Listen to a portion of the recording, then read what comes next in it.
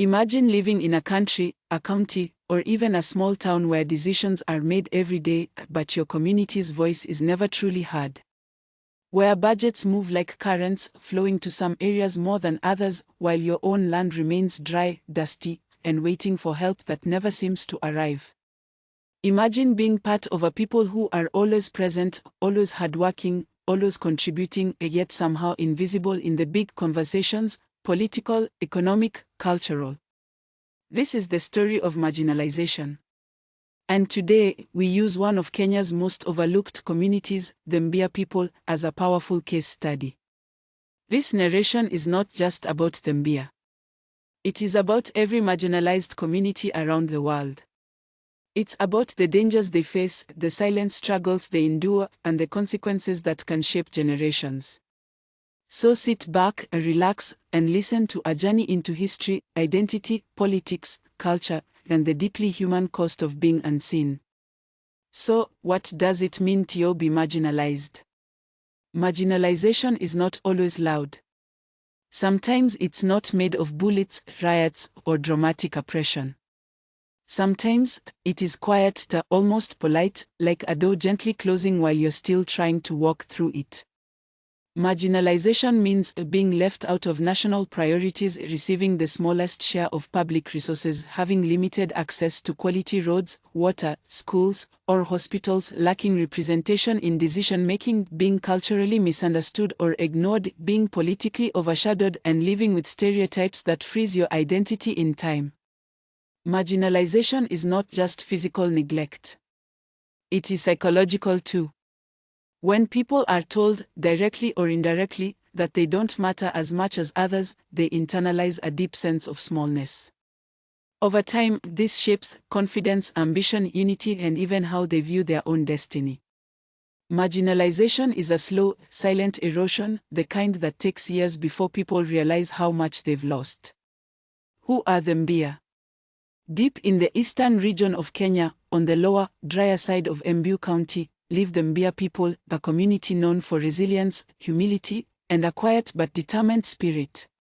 Geographically, the Mbeere occupy the plains of Mbeere North and Mbeere South constituencies, areas long characterized by unpredictable rainfall, rivers that dry up seasonally, tough agricultural conditions, and a hot climate that punishes the careless farmer. But despite this dryness, the Mbeere have always cultivated life with astonishing ingenuity. They grow green grams, sorghum, millet, cotton in earlier years, and now, increasingly, macadamia, mira, and mangoes. They are also keepers of goats and indigenous cattle, relying on livestock to survive harsh seasons. Culturally, the Mbeere share similarities with their Ajikuyu and Embu neighbors, yet they maintain a distinct identity, with unique traditions, dialect, clans, and social systems. Historically, they lived as adaptive, independent, and self-reliant people. But alongside this strong identity lies one undeniable truth. The Mbeere are one of Kenya's most marginalized communities. Not by conflict. Not by rebellion. Not by causing trouble. But by simply being quiet. By not threatening the political order. By not raising chaos. By being peaceful, calm, and often overlooked. What are the roots of marginalization? How does it happen? Marginalization rarely happens by accident. For the Mbeere community, it came from several overlapping factors, each one small on its own, but powerful when combined. Point 1. Historical invisibility. During the colonial period, the areas that received the most investment were regions with high population density, fertile land, administrative significance, or labor supply for settler farms. Mbeere, being dry and sparsely populated, did not attract the same attention. When roads were built, most bypassed the Mbeere plains. When schools were expanded, priority went elsewhere. When health facilities were funded, Mbeere remained in waiting. This early neglect planted the seeds of long-term underdevelopment. 2. Geographic difficulty. Drylands often get labeled as unproductive, regardless of their potential. Because of this, they receive a lower agricultural investment, fewer water projects, fewer climate-adaptive initiatives. People assume such areas will always struggle, so they invest less, creating a self-fulfilling prophecy. 3. Political underrepresentation. In every election cycle, Mbeere constituencies produce fewer MPs, fewer county leaders, fewer nationally recognized political figures. Population influence shapes political power, and the Mbeere, being smaller in number, often find themselves overshadowed by larger neighboring groups. Without strong political bargaining power, resources flow elsewhere. 4. Internal fragmentation. Mbeere has two constituencies that, over the years, have sometimes been divided by local rivalries, clan issues, or political competition. When a community is internally divided, it becomes harder to lobby collectively. Unity creates influence. Division weakens it. 5. Stereotyping and misunderstanding. Some people wrongly view the Mbeere as lacking ambition, too quiet, politically passive, less aggressive in demanding resources. These stereotypes become convenient excuses for neglect. But in reality, silence is not lack of value. Quietness does not equal weakness. And humility should never be mistaken for inferiority. So, what are the real dangers of being marginalized? What does the Mbeere experience teach us? Now let's explore the deeper dangers, the consequences that marginalized communities face, generation after generation. This is where the Mbeere story becomes a powerful case study for the world. 1. Development lag. When a community is marginalized, development always comes late. In Mbeere, you will find roads that remain dusty for decades, water scarcity that forces families to walk kilometers, markets with little infrastructure, schools lacking labs, libraries, and teachers, health centers with minimal equipment. Small farms struggling without irrigation. Youth centers, stadiums, or innovation hubs almost non-existent. While other regions experience steady development, marginalized areas move slower, widening the gap. This means children are born into conditions that limit their potential long before they even start life. 2. Economic stagnation. Without roads, water, or market access, the economic activity stays low. For many Mbeere residents, selling produce becomes expensive, transport costs eat into profits, agribusiness potential goes untapped, investors avoid the area, industries choose other counties, job opportunities remain limited. This creates a cycle: low investment, few jobs, increased poverty, low productivity, even lower investment. Breaking this cycle becomes harder each year. 3. Brain drain. When the best leave. One of the most painful dangers of marginalization is losing your most talented people. In Mbeere, smart students leave for Nairobi, Mbeere, Meru, Tharaka Nithi, or other countries. Young professionals relocate permanently. Entrepreneurs move their businesses elsewhere. Nurses, teachers, and engineers rarely return after training. Why? Because opportunities are elsewhere. Over time, the community becomes a place where many people grow up, but few return to build. The human capital slowly drains away, leaving behind an aging population and limited innovation. 4. Political powerlessness. When a community remains small, economically constrained, and divided, their political bargaining power decreases. This leads to low funding allocations, fewer flagship projects, minimal influence in county affairs, weak national representation, being overshadowed by numerically larger groups. For the Mbeere, this means constantly having to negotiate harder for recognition, even within Mbeere County. And in politics, being quiet often means being ignored. 5. Cultural erosion. Marginalized communities often lose their cultural identity over time. For the Mbeere, the dangers include the Mbeere language, Kimbeere, slowly fading, traditional songs, naming systems, and ceremonies disappearing, young people adopting neighboring identities for survival, history being rewritten or forgotten. Culture is not just tradition, it is pride, self-worth, and memory. When people lose their culture, they lose themselves. 6. Vulnerability to manipulation. Marginalized communities are easy targets for political misuse, vote buying, exploitation during elections, misinformation, divisive tactics. When people feel neglected, they become thirsty for hope. And anyone who promises even the smallest development can sway them easily. Over time, this leads to a short-term leadership choices, projects that never materialize, and a lack of long-term vision. The community becomes trapped in cycles of political dependency. 7. Youth frustration and hopelessness. In places with limited opportunities, young people struggle the most. Many Mbeere youth face unemployment, lack of mentorship, early school dropouts, substance abuse risks, early marriages, limited life exposure. A marginalized youth population becomes vulnerable, not because they are weak, but because no one has invested in their dreams. This frustration can spark migration to cities, involvement in risky activities, mental health struggles, or resignation to a cycle of poverty. A community without empowered youth has no future. 8. Distrust toward government. Years of neglect create a sense of betrayal. Many Mbeere residents feel abandoned by county leadership, forgotten by national government, overtaxed but underdeveloped, unheard and unseen. This distrust makes collaboration harder, public participation weaker, and development slow. Without trust, progress becomes almost impossible. 9.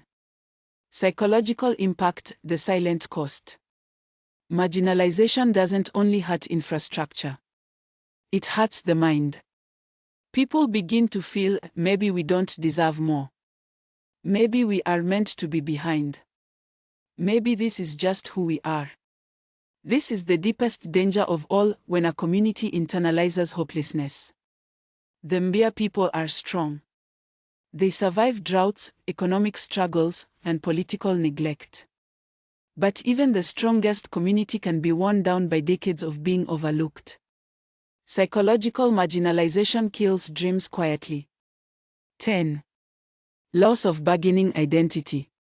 When a community lacks national visibility, it becomes difficult for future generations to assert their identity. Mbeere youth often get asked, "Are you Mbeere? Are you Meru? Are you Kikuyu? Who exactly are you?" This confusion stems from years of being overshadowed. When a people lose their collective visibility, they lose their bargaining identity, the power that comes from saying, "We are here. We matter. And we have rights." Why does the Mbeere case matter to the world? Marginalization is not unique to Kenya. It exists everywhere. Native American communities in the United States. Indigenous Australians. Tribes in the Amazon. Afro-descendant groups in South America. Pastoralist communities in East Africa. Muslim minorities in parts of Asia, tribal minorities in India, and Roma communities in Europe. The dangers are universal: economic neglect, cultural erasure, political invisibility, psychological harm. The Mbeere story is a microcosm of a global issue. It shows that development is not just about money. It's about dignity, opportunity, and equality. When one community is left behind, the entire nation is held back. The resilience of the Mbeere. A community that refuses to die. Despite all the challenges, the Mbeere people possess extraordinary strength. 1. They survive tough climates. They farm in dry land. They innovate with minimal resources. They know how to adapt to hardship. 2. They value peace. While other regions have faced endless political conflict, the Mbeere remain peaceful even when neglected. 3. They are hardworking. Mbeere farmers, traders, teachers, and civil servants are known for discipline and humility. 4. They are culturally rich. Their traditions, though threatened, remain deeply meaningful. 5. They are rising. In the last decade, more Mbeere youth are joining universities. Professionals are emerging in major cities. Diaspora members are investing back home. Small businesses are growing. The community is becoming politically aware. The internet is giving Mbeere a new voice. The story is changing, slowly but surely. So, how can marginalized communities can rise? Lessons from the Mbeere. Marginalization is not a death sentence. There are ways communities can resist it and gradually overcome it. Here's how. 1. Unity. No community can rise while divided. Mbeere people must speak with one strong voice. One voice for development. One voice for political representation. One voice against stereotypes. One voice for identity preservation. Unity multiplies power. 2. Political organization. Silence must end. To get resources, the community must organize, lobby, vote strategically, nurture strong leaders, demand accountability, negotiate firmly with county and national governments.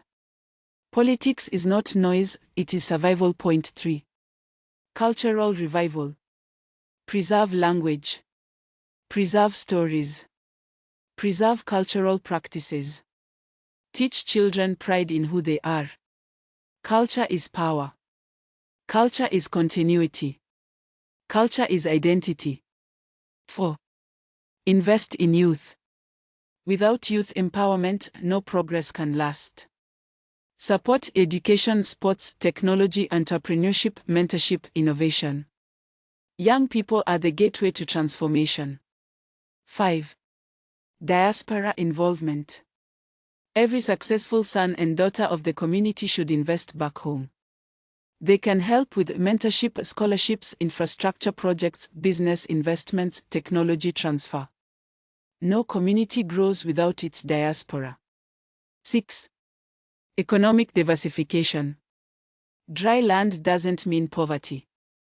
Mbeere can expand fruit farming, goat rearing, irrigation, agriculture, agribusiness, packaging, renewable energy, tourism along dams, hills, and historical sites, cottage industries. Economy is the backbone of respect. 7. Storytelling and visibility. Narratives shape power. When a community tells its story boldly, the nation begins to listen, the media pays attention, leaders take action, stereotypes fade, pride grows. The Mbeere story must be told widely, through YouTube, books, journalism, documentaries, and art. A message to marginalized communities. If you belong to a marginalized community, here is the truth. You are not small. You are not forgotten. You are not inferior. You have history. You have identity. You have potential. You have strength. Marginalization is a condition, not a destiny. It can be challenged. It can be changed. It can be reversed. The world is full of examples where previously neglected communities rose to become powerful contributors to national success. Your story can change too. A message to the Mbeere people. To the Mbeere. Your strength is extraordinary. Your humility is admirable. Your silence has been peaceful, but peace should never come at the cost of visibility. It is time to rise. Time to speak. Time to demand your place in the national table. Not through conflict. Not through anger. But through unity, strategy, and pride. Teach your children who they are. Tell your story loudly. Defend your identity. Invest in your youth. Organize politically. Hold leaders accountable. Push for development. Preserve your culture. The future can be different, but only if you decide it must be.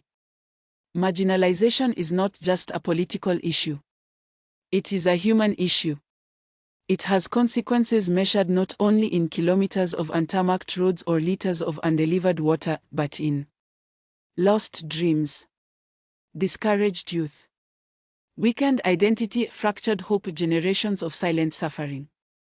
But it also has solutions, powerful ones, rooted in unity, resilience, and strategic action. The Mbeere community shows us that even the most overlooked people can rise, can speak, can shape destiny. The world changes when the invisible decide to be visible. If this video has opened your eyes to the realities faced by marginalized communities, make sure to like the video, subscribe to the channel, share this message, and tell someone the story of the Mbeere. Because awareness is the first step toward justice. And visibility is the beginning of empowerment. Thank you for listening. See you in the next video.